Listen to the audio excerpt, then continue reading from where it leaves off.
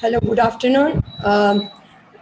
Today's meeting, Sonia Rajesh from JCI Kalai will be conducting. So, Sonia, you can start the meeting. Yeah. Good afternoon, all. It's really a pleasure to be among us. Everybody, please mute yourself, please, so that we can hear clearly. Okay, thank you. First of all, let me extend a warm welcome to today's program on the seminar on safe e-banking. We have our President, Dr. Shabnam, joined in. This is a joint venture by JCI as well as AIWC. And our session will be handled by Mr. Suraj KP.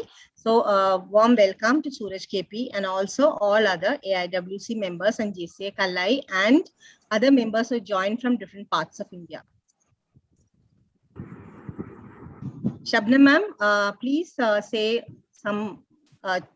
two words. Shabnam ma'am, unmute you ma'am. Hi, all welcome. Yeah.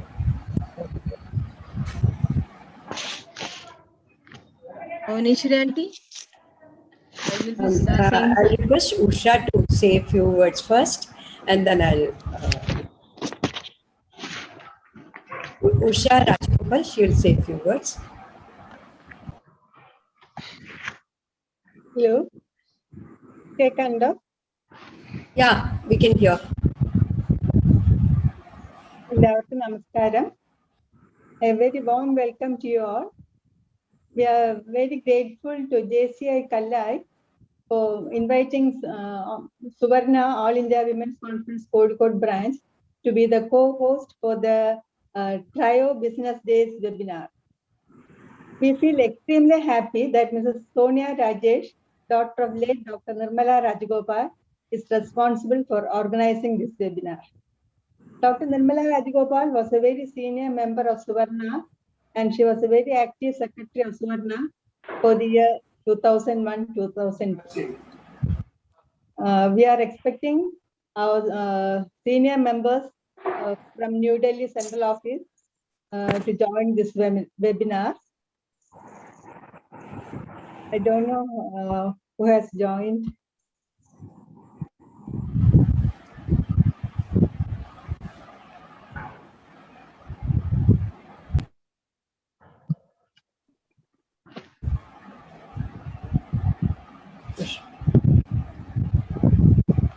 In the current situation, we are all forced to do online banking procedures, staying at home. Mr. Suraj, manager SBI Kozhikode, will be talking to us on e-banking, and we hope that he will throw light into our doubts regarding e-banking procedures. We all look forward to your informative talk, Mr. Suraj. Yeah.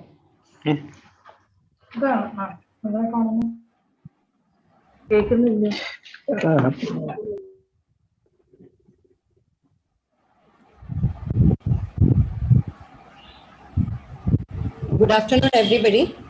Usha, you're over? Mani, you can talk.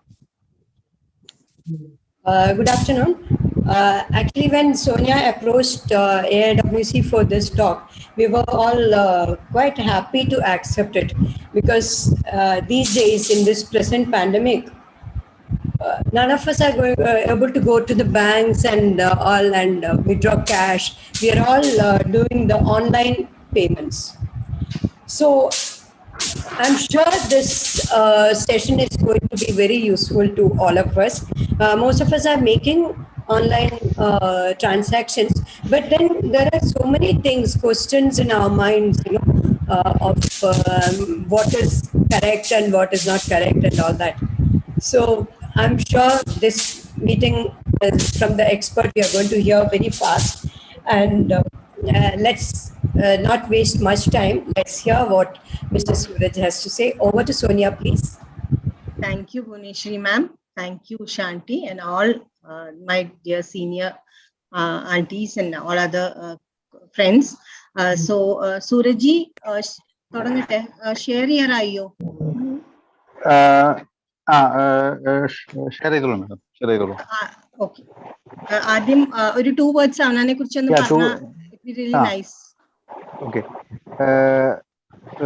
Thank you, Sonia ma'am. Good afternoon all. I'm Suresh. I'm manager in RBO2 State Bank of India. Today's topic is safe e-banking. Now this e-banking is like electronic banking.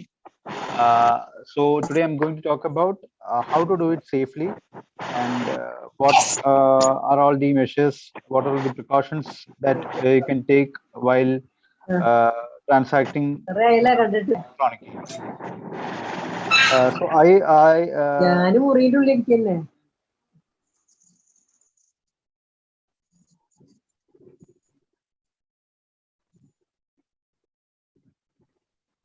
So Mr. Suraj, you are muted. Okay, sorry. Yeah. Good afternoon all. Am I audible now? Yeah, yes, you're audible. Yes.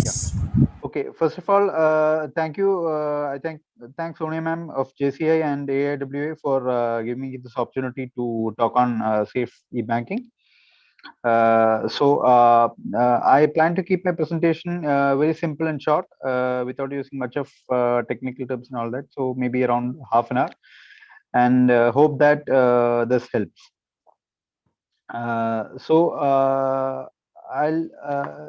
Ma'am, you can start sharing the PPT.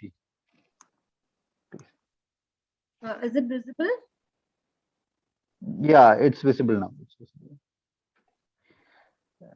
So it's titled go digitally and grow digitally. So what it means is like now especially in the current scenario, in this COVID scenario, going digital is the best way out there, like the safest way out there. So that is why go digital. And now if you go digital, and then you can do well, like now that this is the future. So that is why this title.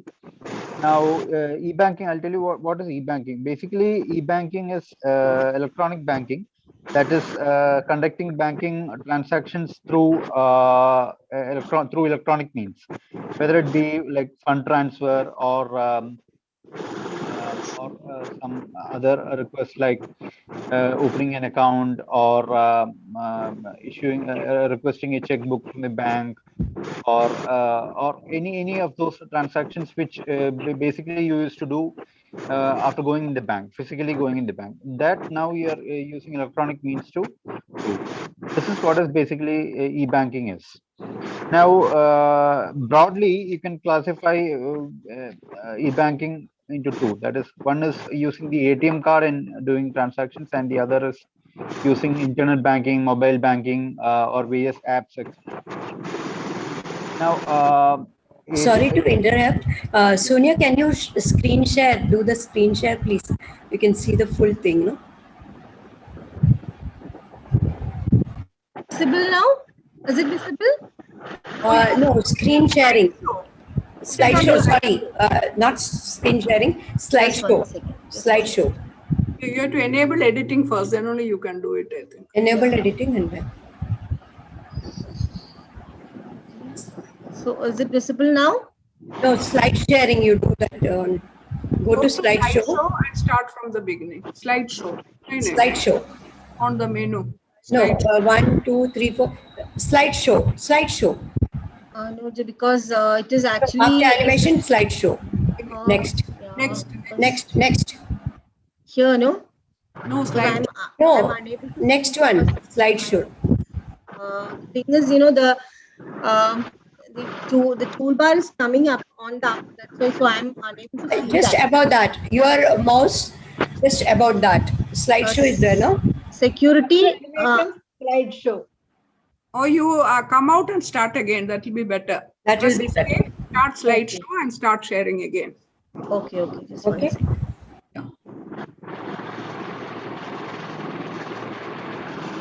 Stop sharing and then come out and then do.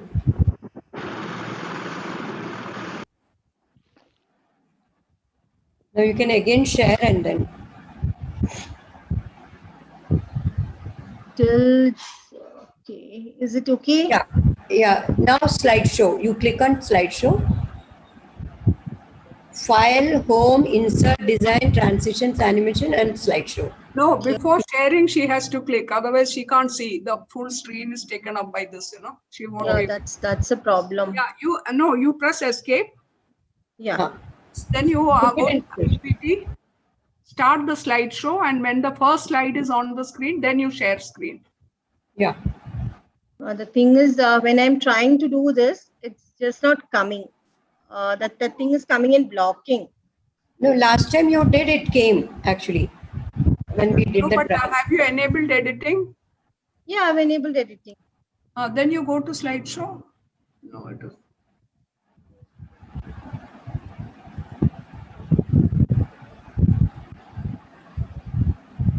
Just one second. Yeah. Yeah. Yes, from beginning. Yeah. Okay. Correct. Now Yeah. it is okay. Now it is okay. Perfect. Next one, man. Next one. Yeah. Okay. Now the first type of e-banking is ATM, using the ATM cards. ATM cards are technically known as the debit cards. Debit cards to use for transactions. Like ATM cards can be used for various transactions. Like you can know your account balance. The most popular use is obviously cash withdrawal. But there are also other things like you can inquire your account balance, or you can transfer funds using it. You can change your ATM pin using the card. There are so many things which you can do using ATM cards. The options vary from. There are some basic options. The other options vary from bank to bank. And also nowadays you can use this ATM card to this debit card to deposit cash into your account as well. They can use these cash deposit machines to deposit cash. So this is what is ATM card. So now using the debit card or ATM card to transact. Now I'll tell you next slide now.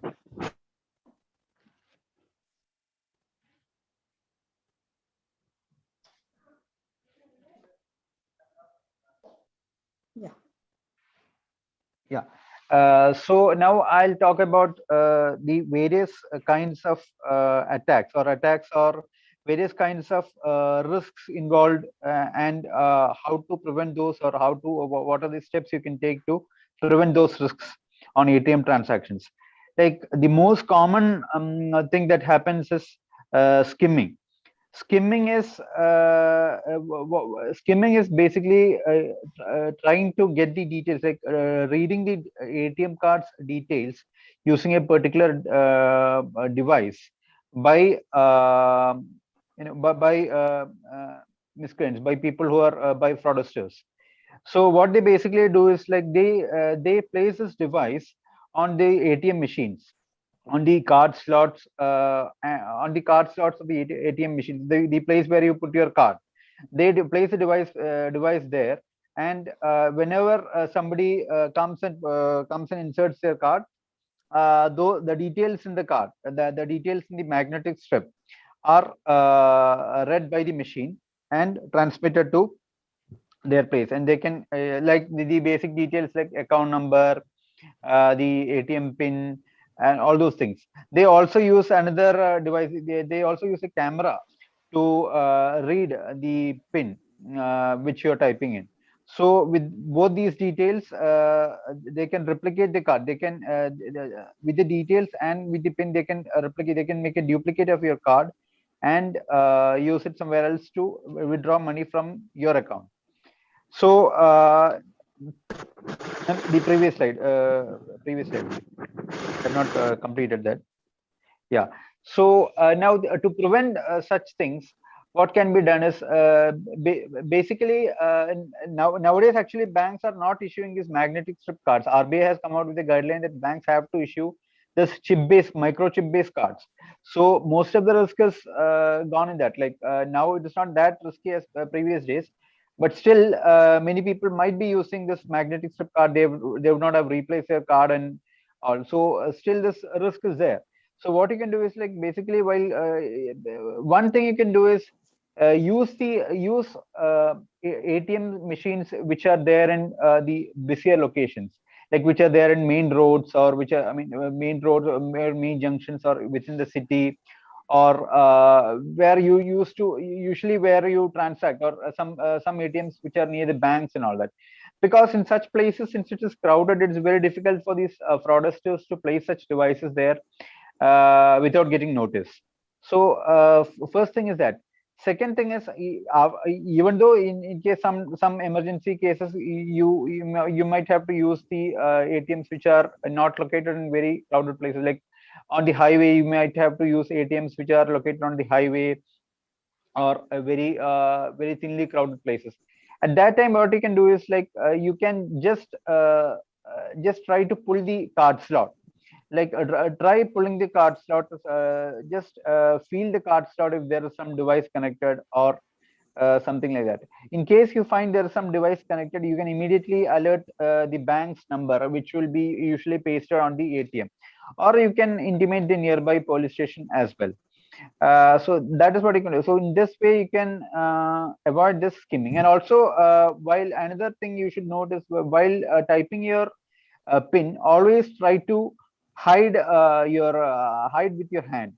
Like, you'll be typing your PIN with one hand, and hide it with your other hand, so that in case, even though if there is some camera fixed to take that image, it won't be able to get that image. That is another thing you can do. And then another type of ATM card fraud is shimming. So in this shimming also, what they do is, like, they read the information on the card's chip. So as I said, nowadays banks are issuing chip-based cards, but there also there is some element of risk. That is this chip-based the information which is stored in the chip can also be taken with the help of a device. The same set of precautions can be taken to prevent this type of fraud also.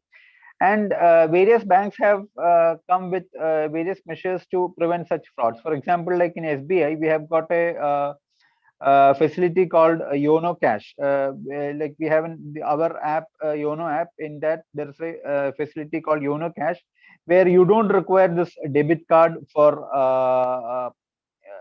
withdrawing money.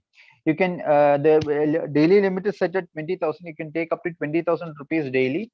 And what you do is, basically you set an OTP. You set a PIN while you want to transact, and also one set of PIN comes through SMS. So you use both the set of pins for withdrawing cash. So in that way, and this is one time. So the thing is that there are no chances of reading your card status, since you are not using the card, and or even though somebody keeps a camera and logs the PIN, it is just used for one time, so they won't be able to use it next time. And so this is one thing which you can do to prevent such frauds in ATM. Next slide, ma'am. Madam, next slide. Just 1 second. Yeah. It's not happening.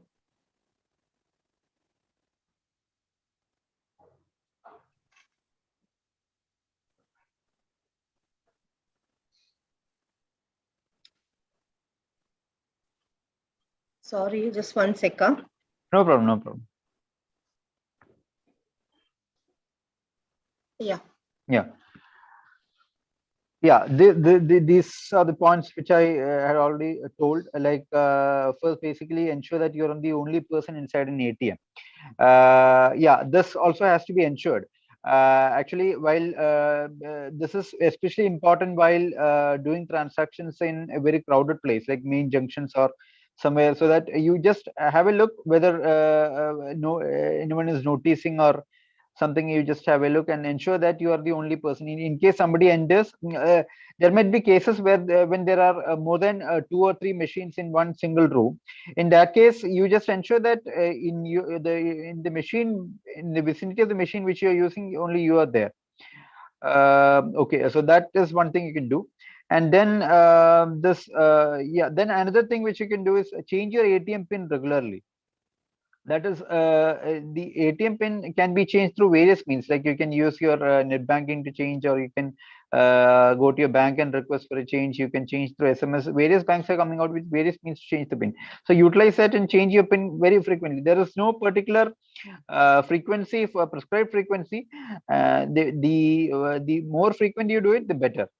So at least I would suggest maybe around a month or so, or whenever you suspect that you have the details have been compromised. Say suppose you go to a remote ATM and you use your ATM card there, and you suspect something is not wrong there, or somebody was watching or something like that. You can change the ATM pin immediately, so that even though he has got your details, he won't be able to do any fraudulent transactions with that. And another thing which you should note is that you should never write your ATM pin anywhere. You should try to memorize it, and you must memorize it. You should never write it somewhere. Like most people have a habit of, I think nowadays people are changing. Nowadays there are so many awareness campaigns going on from the bank side as well. So, but still many people have a habit of noting it down somewhere, like mostly in the ATM card pouch or somewhere. That should never be done, because suppose your wallet goes, you are pickpocketed and your wallet gets into the hands of a thief, he would be able to get the ATM card as well as your ATM pin. So never do that. And also keep a very guessable, unguessable pin. Like you should never keep a pin, like for example your year of birth, or the year of birth of your spouse or your children, or something which the thief may be able to, fraudster may be able to guess easily. You can keep a pin, you can set a pin which is which is easily guessable by, or easily rememberable by you, but not as easy.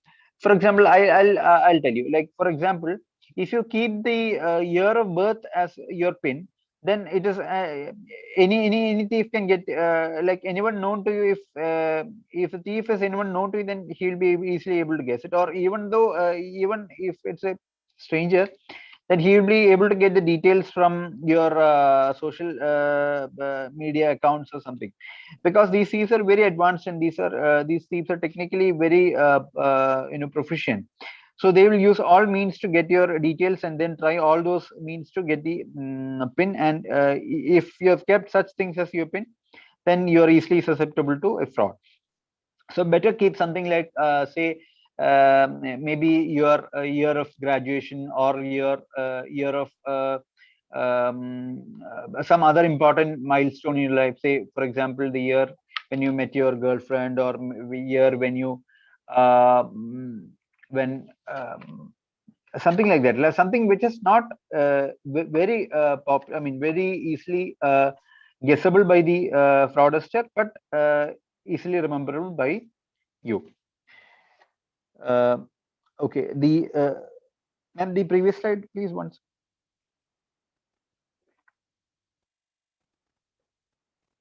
Okay, and another thing which you should take care is that whenever you go to some hotel, or some shopping mall, or some for purchase, you should never give your card and pin to somebody else. So like maybe you'll be after having lunch at a restaurant, if the waiter comes for payment of the bill, you should never give your card, entrust your card and pin with that person. Better it is suggested that you go there and swipe yourself. Or nowadays mostly the POS machines are mobile, so you will get the swiping machine at your desk, and you can swipe it then and there, and enter. And also ensure that while entering your pin, you hide it from the other side. You hide and enter your pin. Or if at all you have to give a card, don't give it. You go yourself and do the transactions. And also another thing to note is that never use your ATM card in unknown like not very popular stalls, or temporary stalls, or some shops which are not available, like maybe very small shops, or shops which you feel uncomfortable. Don't do a transaction there. Better you give cash, because it is or another thing you can do is use it there and immediately change your pin, so that if at all there is some data breach, it won't affect you. Money won't go out of your account. That can be done. Next screen, ma'am.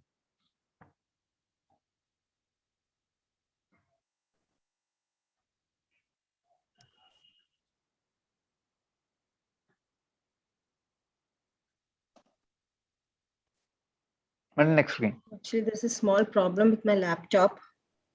Okay, okay. Sometimes it's just not moving.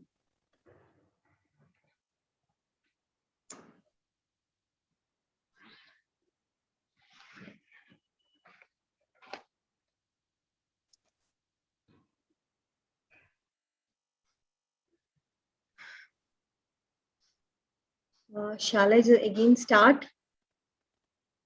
Yeah. Okay, and then I can. Just 1 second. Sorry for that.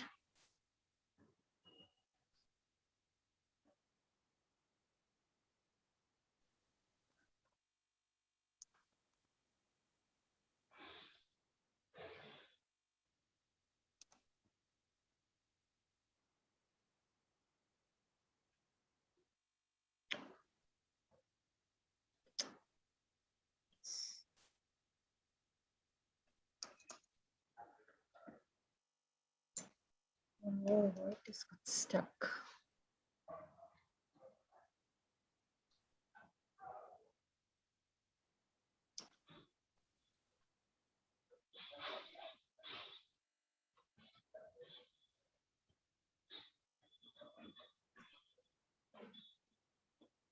Will you be able to explain without this? No, because I just need a. I would be needing slides because just for an outline because. Yeah, now it's. I may not be able to. Yeah, okay. Okay. Now the next form of internet, next form of e-banking is internet banking, where it is basically the use of internet facility or the internet banking account to transact.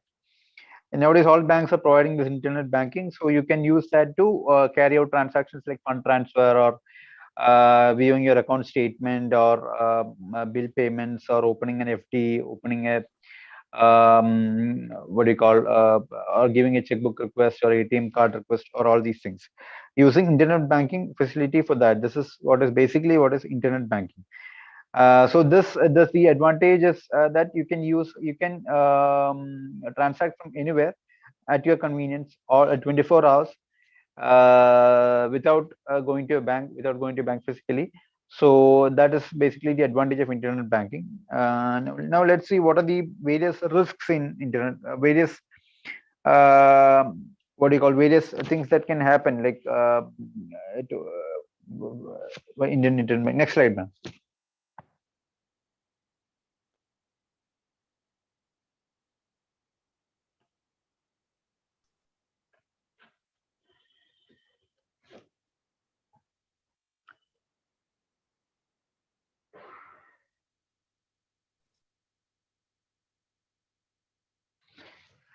Okay, the first kind of attack on internet banking is the Trojan attacks.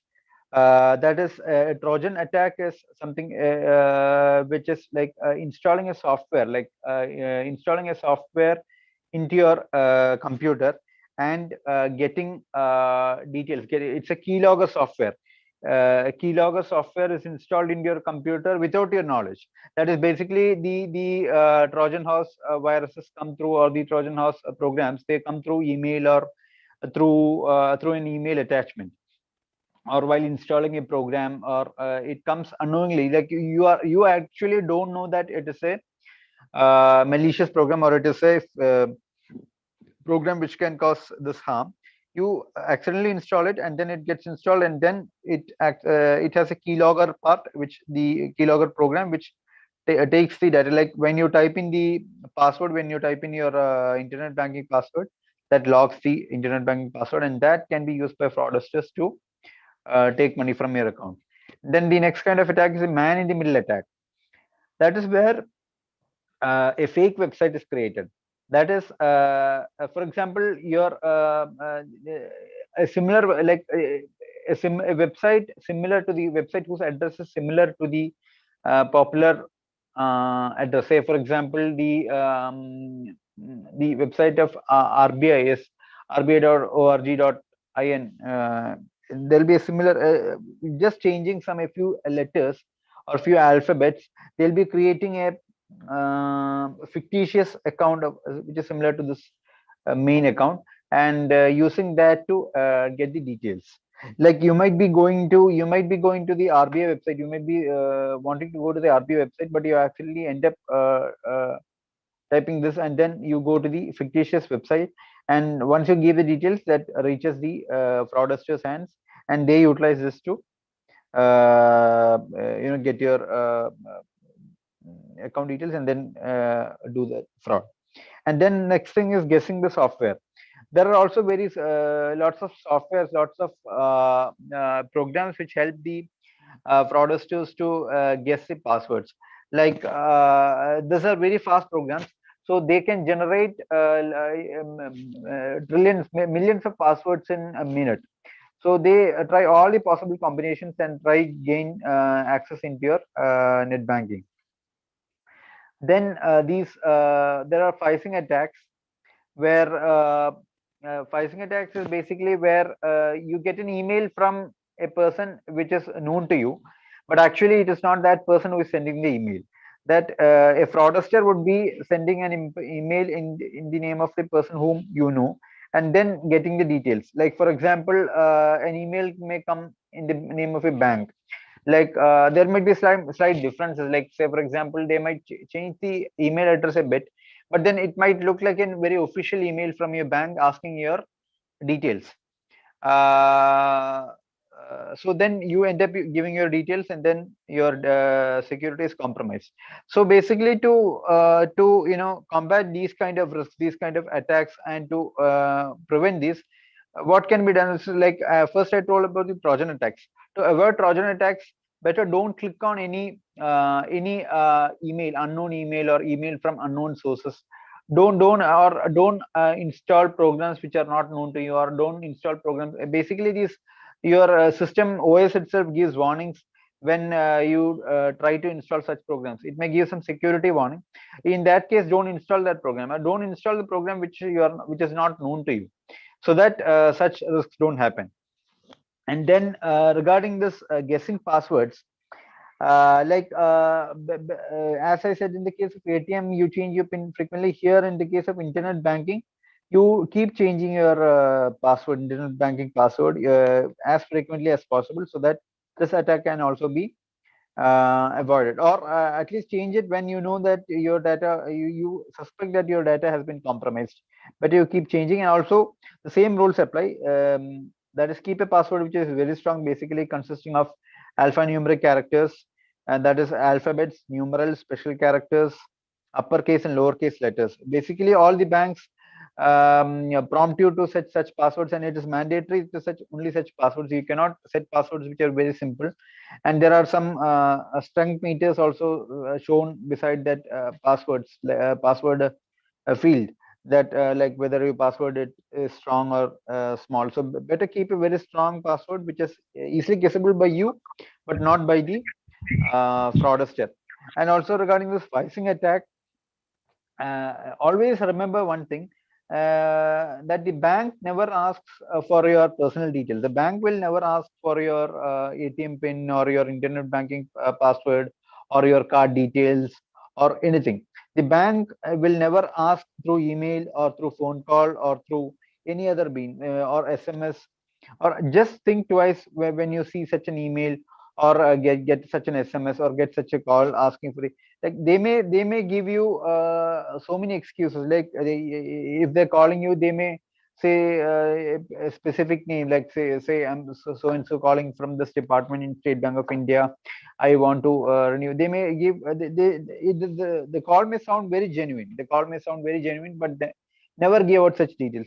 And they may also try to convince you. Like they may say that this is to renew your card, and because unless you renew your card will get expired, and you will face difficulty, or your internet banking facility is going to get expired. So you and then they will ask you for your card details, or your internet banking password to renew it. So never give out your such personal details through a phone call or email or any other means. So in case of doubt, in case you get such a call, better you alert your bank, and better or in case you have a doubt, better alert your bank and go to your bank, and or at least call them and ask if there was some call from the bank in this regard. That is what you can do to prevent such attacks, such things. Okay, next slide, ma'am.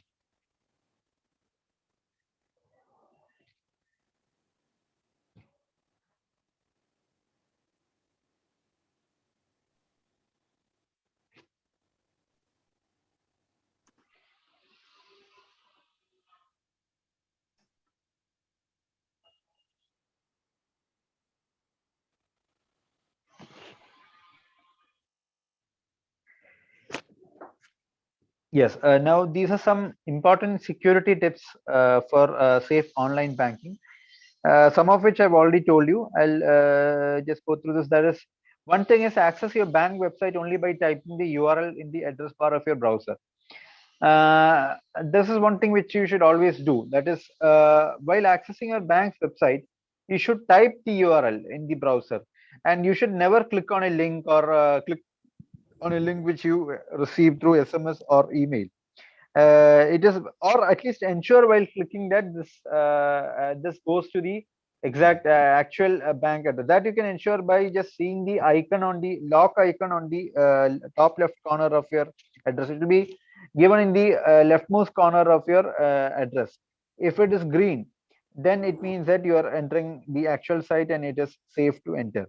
So ensure that if you are clicking or if you can type it, then that will be much better.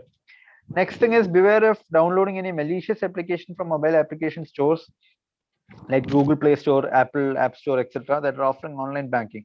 That is, always always consult your bank, or always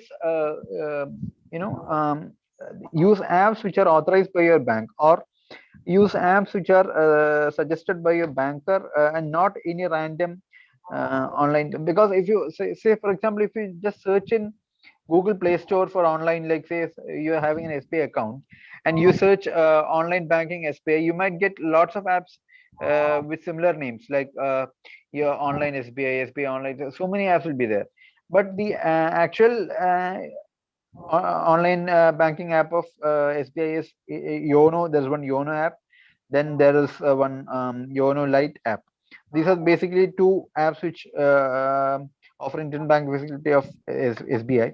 So, but always consult your banker before downloading, or only download the app which your banker suggests, not any random app. Then, as I said, do not click on any email message to access the site. Then, yeah, bank or any representative will never send you email, SMS, or calls over your phone to get your personal information, password, or one-time SMS. Yeah, of course, this one-time SMS. There is this OTP, this one-time password used to complete a particular transaction. That is, whenever you do a net banking transaction, you will get an OTP at the last stage of the transaction. This is received on your mobile as an SMS, and you have to give this to complete the transaction. Now, one important thing you should remember about OTP is delivered to your mobile, to your registered mobile number as per your request. And so you should always remember that this is generated by you. That is why you're getting this. So even if somebody calls for your OTP, never share your OTP with anyone else. People might call you, like if fraudsters suppose they get hand over a few details, and then they try transactions, and the last stage the OTP comes to your mobile. So if at all they'll be calling you for your OTP, and they will state reasons which are very convincing. Like they will say that, as I said, they'll be saying that they are calling from the bank, and this is for the renewal of ATM card, or renewal of your internet banking facility, or for issuing checkbook, or for verifying your KYC. They may say so many reasons, but never share your OTP. Always remember that is OTP is requested by you and hence comes to your phone. So if you are not requested for OTP, be cautious whenever you receive a message, an OTP which is not requested by you. Alert your bank that because it might be a fraudulent attempt on your internet banking.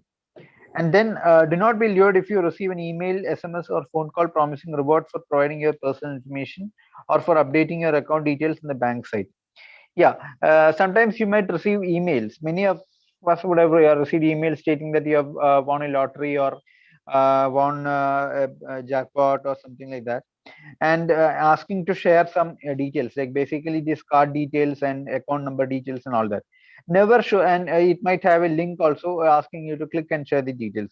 Never ever share the details through the such emails. The moment you receive such an email, just delete it and report to your bank, or at least delete it so that you accidentally don't click in at a later stage. Just delete it, because such emails won't come from your bank. Your bank won't ask for such details through email. Then, as I said, change your internet banking password at regular intervals. Then avoid accessing internet banking accounts from cyber cafes or shared PCs. Yeah, this is one important thing you should remember. That is, use your internet banking facility always from your home. That is always from a computer, with your personal computer or your personal laptop. Never access your internet banking facilities from cyber cafes, like from net banking cafe, browsing cafes, or from shared PCs, or while using shared Wi-Fi. Like, say for example, you're going to the airport and you use the common Wi-Fi. Never use that common Wi-Fi to access your internet banking account. Never do that. But yes, there might be situations when you want to use internet banking when you're using shared computers or from browsing center. At that time, what you can do is, like, either you can use it there and then change your password immediately after that particular use, or while, say for example, you're accessing the net banking facility of your bank through your mobile in an airport or in a railway station using free Wi-Fi, there are softwares there are antivirus software and there are software which help you prevent such transactions, like say Avast, or say or Kaspersky. There are lots of softwares which provide safe internet banking. They provide you a virtual address through which you can access.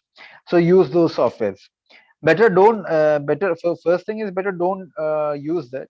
Use public spaces to access internet banking, or if at all you are using, change your password or use such softwares to minimize the risk. Then another thing which you have to note is that while using internet banking, you only have to enter your password and username once. It won't be asking your password and username after you've entered inside. Like, if at all it asks, then it might be a fraudulent website. So better be aware. It has to be entered only once. Next slide, ma'am.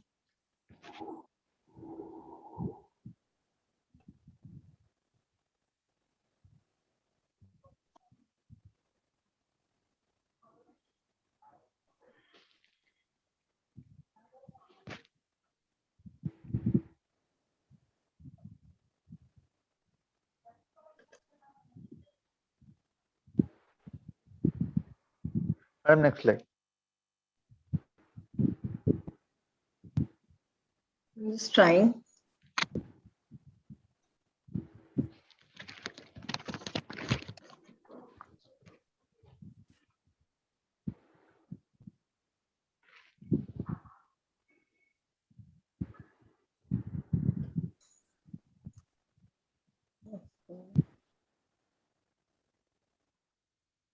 Yeah. Yeah, okay. Statements is there, no? Yeah, that much is there. Okay. Yeah, so these are the basic things which you have to keep note. Like, I'll just summarize whatever I've told just very briefly. First of all, e-banking, as I said, is using the electronic means to transact banking, use for banking transactions, like fund transfer, or opening an FD, or opening an account, SP account, or and then while using ATM cards, the things you have to note is that first of all, don't write your ATM pin anywhere. Try to memorize it. Then while using very crowded ATMs, be sure that no one is watching while you are entering the pin, or while using. Just ensure that only you are present at the ATM. And also search for any skimming devices, any devices attached to the card slot, or any cameras. If at all you find some devices are there, alert the bank, or which the number will be provided there. And if at all you have to use such ATMs, or use some ATMs which are away from a very crowded, like a remote ATM, like the side of a highway, but use it and then change your ATM pin frequently. And then also keep a ATM pin which is guessable by you, but not very easily guessable by the fraudster. That is, don't keep very obvious pins like 1234, 1111, 2222, or the present, like say some people keep the present financial year as their ATM pin. Don't do such things. Keep a very very random ATM pin which can be remembered by you, but not very easily guessable by the fraudster. Then I had talked about this internet banking facility, which is basically using the internet facility for transacting, for conducting the banking transactions, like opening an FD, or balance inquiry, or account statement view, or fund transfer, etc. There also the things which you should notice, as I said, never click on, always use the URL to type, use the browser tab to type in the URL and enter your bank's internet banking site. Never click on any links which you have received through email to enter your banking website, or give any personal details. Never do that. And then also your bank won't call you for any personal details, or bank won't communicate to you through SMS or email for want of such details. No, bank won't do that. So never share your personal details through any means, and keep changing your internet banking password frequently. And also ensure that while transacting your also ensure that you're not using internet banking facility through a shared Wi-Fi, or a shared PC, like a browsing cafe or something. Don't use such places to access your internet banking. Or if at all you have to use, change your passwords immediately. Or you can install good antivirus softwares in your phone, which will prevent such Trojan attacks, or prevent such attacks, fraudulent attacks on your internet banking facility. You can do that. So these are some things which will help you have a very safe e-banking. Now I think that's all from my side. Any questions can be, if there can be asked. I'll try to my best to answer those queries. Thank you. That's all. Thank you. Suraj. There are a couple of questions here. Actually, Lakshmi Bai ma'am has asked regarding receiving messages of transactions from SBI. I'm not receiving messages of all credit transactions, and some amounts transferred through internet banking. Why is it so? Okay. There might be some one reason might be, if the message inbox is full, try deleting some messages from the inbox, so that that problem is not there. If still it persists, then it might be due to some network issues sometimes. Or if it still persists, then you can contact your bank branch and intimate them. They'll be taking care of it. There might be some wrong settings in the account. They'll correct it, and they'll take care of the thing. So you can just contact your bank branch and intimate them that you're not receiving the SMS. They'll take care of it. Okay. Thank you so much for that answer. Now Rema Rajagopal has to ask the question: how can one start internet banking? Also would like to know the process of changing PIN at the ATM. Okay, internet banking procedure, the procedure varies slightly from bank to bank. So in SBI, basically, if you have a single savings bank account, you can start it at your home itself without bank's intervention. You can use you can go to the SBI online site, that is online.sbi. I don't remember the website address currently. I'll just share with Sonia ma'am. So you can go to the website, and then there itself there are instructions. You can click on new to internet banking. You can click on that, give you basic details such as account number, SIF detail, SIF number, that is the customer information number, date of birth, and all that. And then you'll get an OTP on your mobile, and then you can start using our SB internet banking facility. For the other banks, you can approach your respective bank and they will let you know. It varies slightly from bank to bank. And regarding this ATM pin, change of ATM pin, that can be done in many ways. Either you can, like in SBI, you can change your ATM pin using the SBI internet banking facility. There is one option like that. That is, you can go to the internet banking and go to e-services. Then you can change ATM pin, and you will receive an OTP on your mobile. And after giving that, it will be changed. Or else you can go to the ATM and you can change the ATM pin. Or else you can change it through a common number. There is a common number which I'll be sharing. I'll share that you can do. In that way, in SBI you can do it in that way. Other banks, they'll have a almost similar procedure. So you can contact your respective bank branch for that. Thank you so much.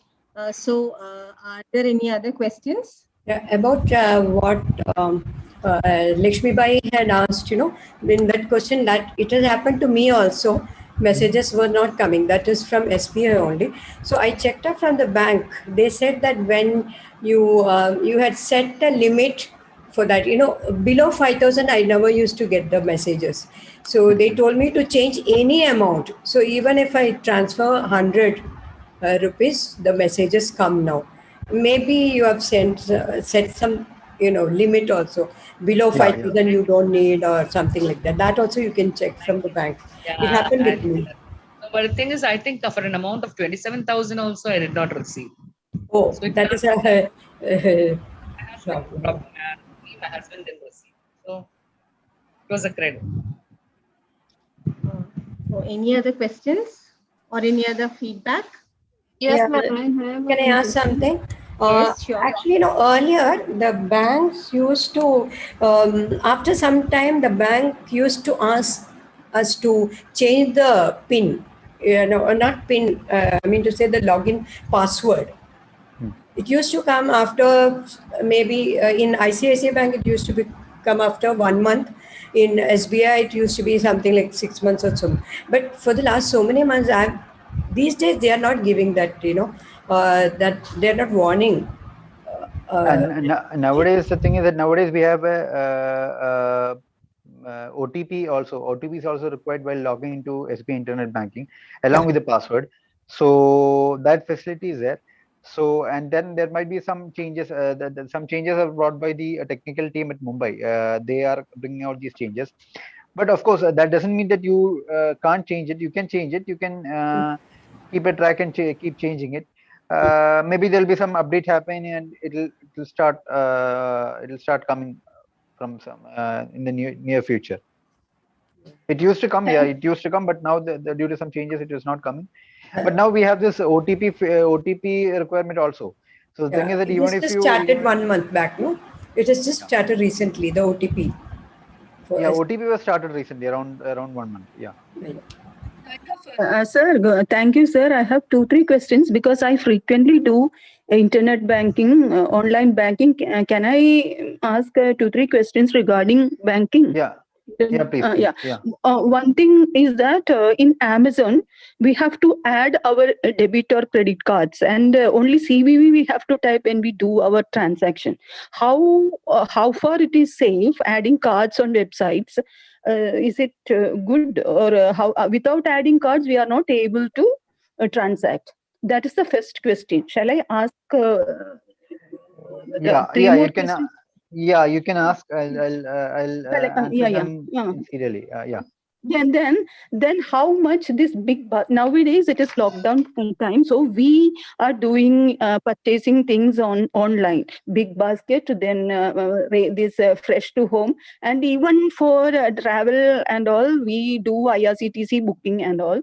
So when we log in for payment, then we are they are asking whether internet banking or debit card or credit card. Then when we are giving internet banking, once site will come, that SBI site will come, and we are logging with our password, but there is no surety of logging out. Just we are taken to the traders thing. So when we are logging in directly to the SBI, we can definitely log out from the bank, from the site. But in this trading thing, we are not able to log out. Just they are taking to the traders. That's the second question. So how far is it safe? Then one thing is, which one is good in online banking?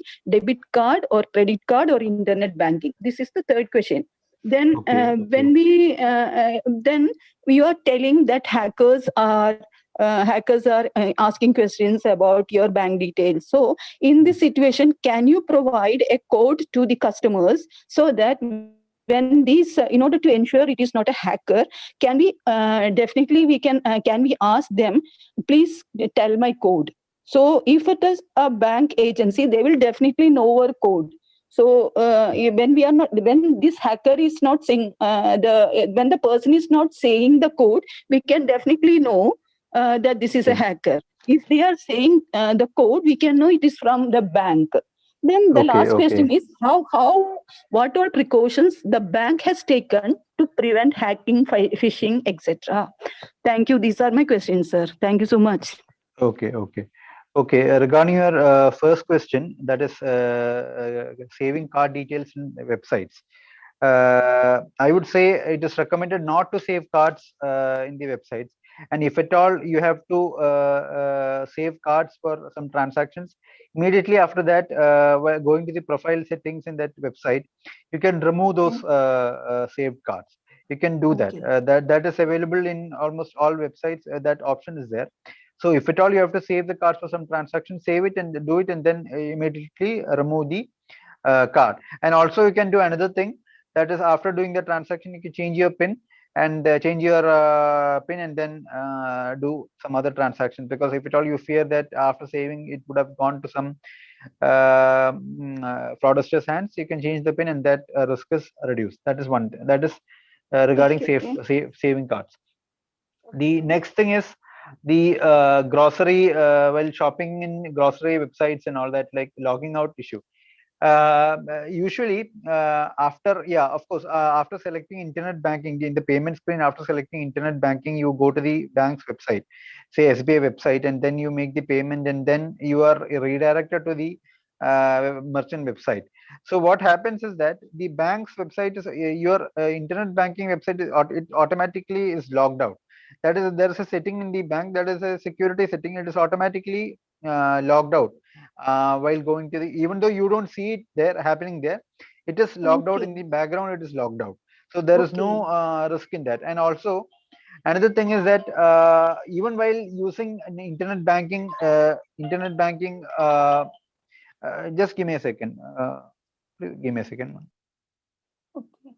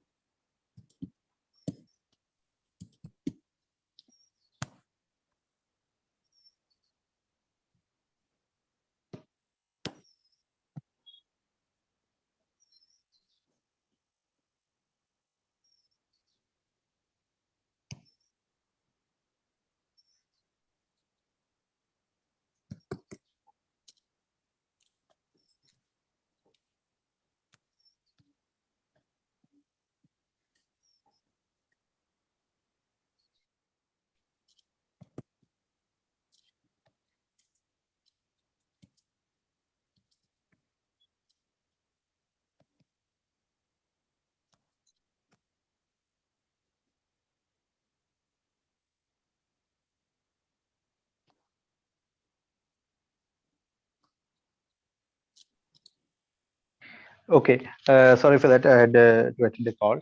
So regarding this third question, that is, yeah, I was talking about this logging out. So logging out, even if you're doing this you're just logging into your internet banking site and doing some transaction and keeping it idle for some time, it automatically logs out. In SBI, it is like that; it automatically logs out.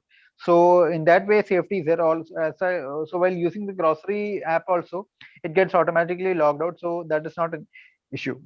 Now the third thing, that is debit card, internet banking, or credit card, which is better? See, these three things are different means of doing electronic banking. Like debit card is using a ATM card for transactions.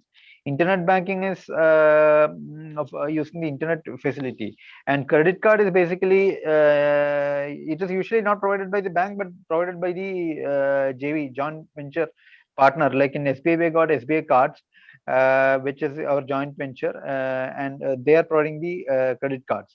So there is these three things can't be compared like that, like which is better, because now what I can say is, broadly what I can say is, a debit card is used basically if your requirement is withdrawing cash, or account statement view, etc., or even checkbook request, like basically very small basic request, then you can use debit card. And internet banking is when you have more requirements, like say getting a loans interest certificate, or getting a what do you call TDS certificate, or getting something. There are various things which you can do using internet banking.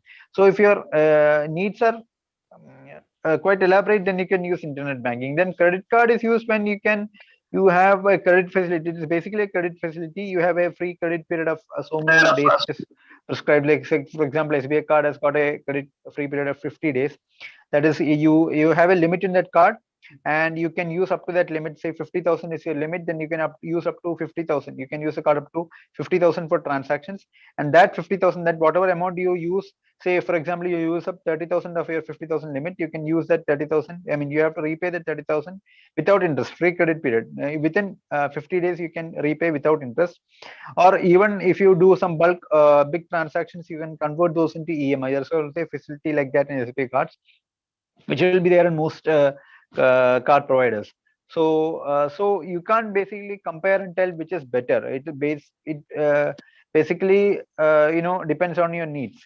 So that you can contact your banker, you can tell your requirements, and then depending on that, they will suggest which is your best option. That is what you can't just compare and say which is better. That is one thing. And then the fourth thing, this identification code for identification. See, basically, as I told you, the bank won't call you for any personal detail. The bank won't call you and ask your ATM pin, or the bank won't call you and ask your internet banking password, or the bank won't call you and ask for your CVV. CVV is basically the 3-digit pin that appears on back of your ATM, I mean your debit card or credit card. So that is CVV. So bank won't be asking for your personal details. So if at all you receive a call from somebody asking such details, you can be sure that it is a fraudster. The bank won't be calling you. So there is no question of giving a code for identification and all that. So now, if at all, what you can do is basically is that if you receive such a call and you suspect it is from the bank itself, that is, if you think that it might be the bank, you can just call up your bank and confirm whether they have called you. 100%, mostly 99% cases, they won't call. Anyway, they won't ask you. Yeah, of course, there may be cases when your bank calls for some details, like say maybe for some KYC updation, they might ask you to so for some documents. In that case, you can go to your bank and confirm that. 99.5% cases, the bank won't call you for or 100, I would say 100%. 100% bank won't call for this pin and all that. So that you can be sure. Then the precautions which bank is taking, the precautions, basically the bank website is very secure, and very secure, like it is using this HTTPS standard, and it is very secure. And all these, actually this precautions level, they are taken up at the highest level. That is, they are taken up, there is a committee for them monitoring that, and they are taken up by your GATC, the the global IT center in Mumbai. So they take care of these things. So actually, I'm not very aware of these. What the very technical details of these, I'm not aware. So basically, the thing is that the cards which you use or the internet banking facility which you use, all those are secure, and we have this facility of OTP. And say, for example, in SBI cards, while you are using a SBI ATM card, for all the withdrawals above 10,000, you need to enter a OTP. So such measures are there. Then, as I said, in internet banking facility, you require an OTP to log in. So so such measures are there. Then even inside the internet banking, while doing changing some personal details, you'll be required to enter the OTP, or while doing fund transfer, you'll be required to enter the OTP. So such things are broadly what the bank does to safeguard its customers. So it is basically, now there are also RBI guidelines. Various RBI has given various guidelines to banks on these things. So banks work on those lines. So regarding the technical safety measures. So basically these things are safe. So transacting to your bank, things are safe. Yeah. Thank you, sir. I think that answers all your questions. Nisha, did you have any question? Yes, ma'am. Can Good ask. evening. My question is that if Your voice is very low. can you hear me? Yeah, little more louder. Yes. Any other questions? Sir, suppose I am using a Lite and without ATM card, can I withdraw the amount from the ATM machine? The Lite? Sorry, ma'am. Can you please repeat the question? I couldn't hear the beginning part. Suppose I have a Lite app and I'm using a Lite app, and without the ATM card, can I withdraw the money from the ATM machine through the Lite? Yeah, you can use the Yono Cash option. There is an option called Yono Cash in that. You can use that option to withdraw without ATM card. So basically what you have to do is you have to click on that option, and you have to set your own PIN, by one-time PIN for taking cash, and you'll receive another PIN through SMS, and you have to use both the PINs in to withdraw cash. You can go to the ATM and first type in your PIN which you received through SMS, and then type in the PIN which you have set. Then you can take the cash. There's a limit of 20,000 per day for in this. 20,000 up to 20,000 you can take in a single day. Sir, I have one more question. Okay. Can we use an MPIN? We are using an MPIN. It is better than a password, or MPIN is not better than the password? MPIN को use करना ज़्यादा सही है password से? MPIN is no. MPIN is used to enter the Yono app. MPIN is the yeah, no, okay, I got the question. I mean, you're asking whether using MPIN or password is better. Okay. See, madam, the thing is, MPIN is to just for making the things easy for you. That is without entering the password. Like for typing the password, you might require some time, and also you need to remember it. So it's an alternative option. So it is optional whether you want to use MPIN or not. So it depends on you. That is, you can use MPIN. The only thing is, as I said, you can keep changing the MPIN frequently, so that there is no risk in that. So you can use the MPIN. There is no harm in that. You can use the MPIN, and you can keep changing it frequently. Then it is safe to use. There is no other issue. Okay, sir. Sir, I have one more last question. Which kind of antivirus we should use in the mobile phone, because we are using everything through our mobile phone. So which kind of antivirus we should use in our mobile phone?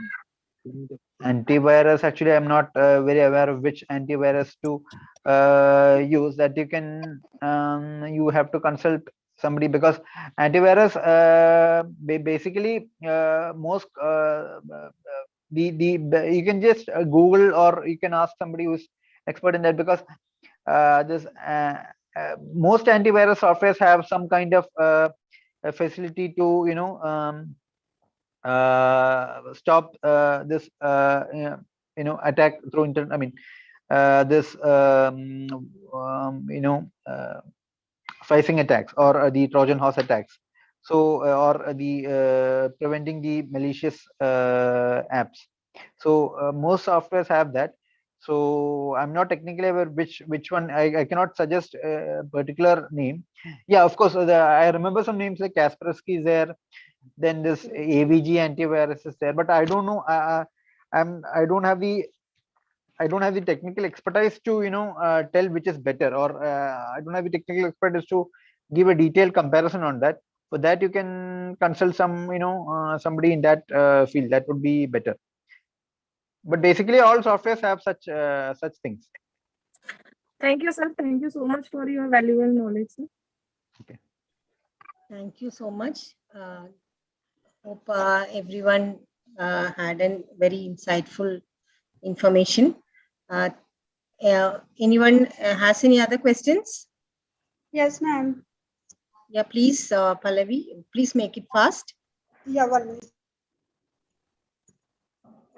Yeah, am I audible, ma'am? Yes, yes. Yeah, sir has to, first of all, good evening to ma'am, sir, and everybody.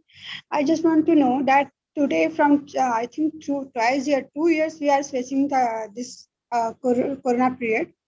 And most probably, most of the people are using online e-banking.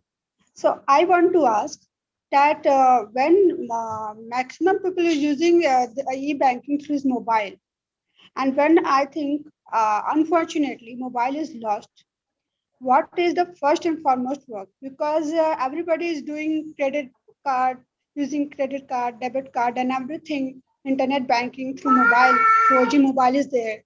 So what first and foremost attention, caring the customer should take? I think first, I think he has to call the bank and just to close the transactions and anything else, ma'am. I just want to know this. Yes. Yeah, the first thing, as you said, is call the bank and block your internet banking facility temporarily. And also you can change your internet banking password after that. Like after activating, you have to change your internet banking password and also change your ATM pins and all that. And then another thing you can do is, once your mobile is lost, you can inform the police and file an FIR. And so that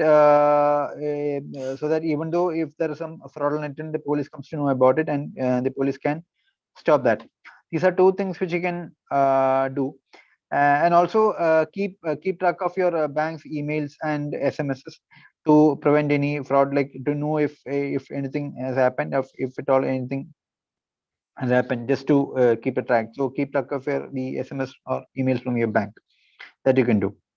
Also, the bank also keeps sending various informative emails, various awareness emails regarding things to be done safely, and the things precautions to be done, or how to do safe banking and all that. So also keep reading those emails and SMS and follow those guidelines. That's what. Yeah. Thank you. Thank you so much, Suraj, for giving your valuable time and giving us such a wonderful insights about safe e-banking. On behalf of AIWC and JCI Kallai, I extend a warm thank you wishes to you for giving us such an insightful session. Okay, thank you. Thank you.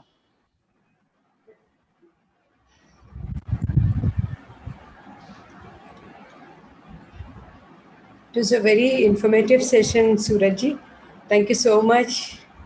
And we had a lot of our members from Suvarna and also from other branches of Kerala and Delhi also. I also would like to thank all of them also to be here. And the interactive session, it was very useful because, we ourselves could also clear a lot of doubts we had, but we were not asking. So that was also very useful. We had from Delhi, Kalyani Rajji and Ashita ji, then Patmini Chechi from Trivandrum, Sarla Kumari Chechi, and all our members from our branch also. These are the names I could, see immediately. Thank you, all of you, to have participated. So, Thank you so much, AIWC, for this wonderful collaboration. Hoping that this will continue. Yeah, it was nice that you suggested the topic, and it was good. Thank you. Shall we now? Is it okay? Yes. Anything else? Ushaji, can we end the meeting now?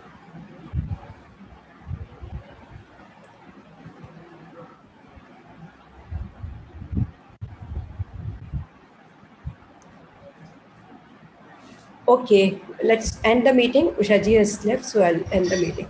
Okay, thank you, Sonia. Thank you very much. Thank you, Surajit. Thank you, everybody.